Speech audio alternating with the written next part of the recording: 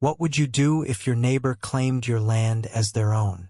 That's the nightmare Sarah, faced when I returned to my quiet suburban home after a month-long work trip. My small, undeveloped lot next to my HOA patch I'd planned to turn into a garden was gone. In its place, a freshly paved parking lot with a shiny new shed, courtesy of my neighbor, Greg, the self-proclaimed king of the neighborhood. Greg was the kind of guy who strutted around like he owned the whole street. Loud, entitled, and always waving his HOA rulebook. He'd lecture anyone about lawn height or mailbox colors.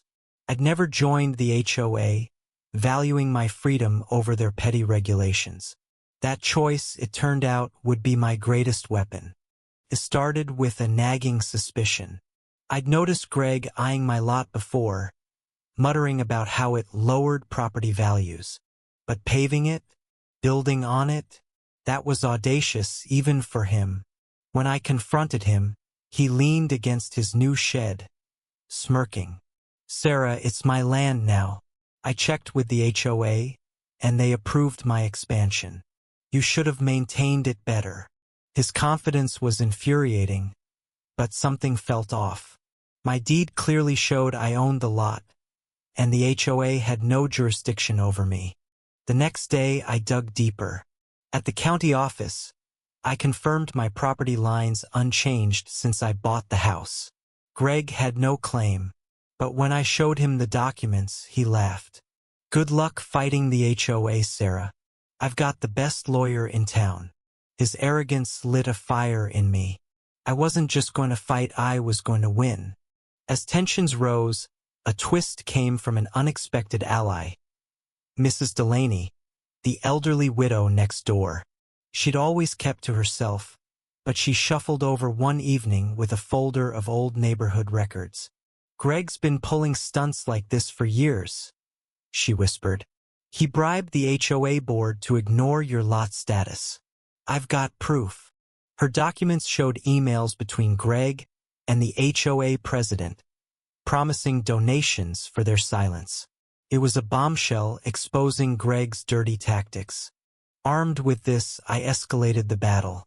Greg, meanwhile, doubled down. He threw a loud party on his new lot, inviting the HOA board to admire his shed. He even put up a sign, "Greg's Parking Paradise." My blood boiled. I hired a surveyor to mark the property lines publicly, and by the next morning, bright orange stakes outlined my lot cutting right through Greg's pavement. His party guests stared, whispering, as Greg's face turned red. "This is harassment," he yelled, but I just smiled. The real storm was coming. The high noon of our feud came at the county zoning board hearing.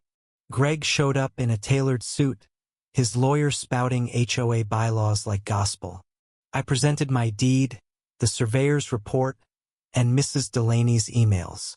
The room went silent as the board reviewed the evidence. Then, the bombshell. Not only was Greg's construction illegal, but his shed violated county setback rules. The board ordered its immediate demolition and fined Greg heavily for unpermitted work. His lawyer's face fell, and Greg's smug grin vanished. But the true justice unfolded over the next weeks.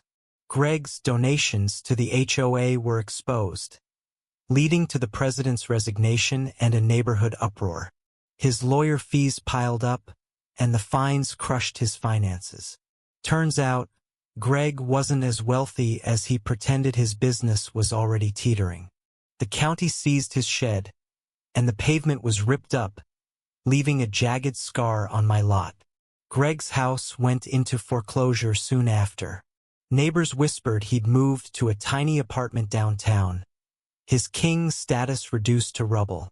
As I stood on my reclaimed lot, planning my garden again, I felt a bittersweet victory. Greg's greed had cost him everything, while I'd fought for what was mine.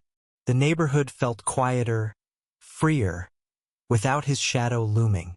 But it left me wondering, how far would you go to protect what's yours? Share your thoughts. Where do you draw the line between right and wrong in a feud like this?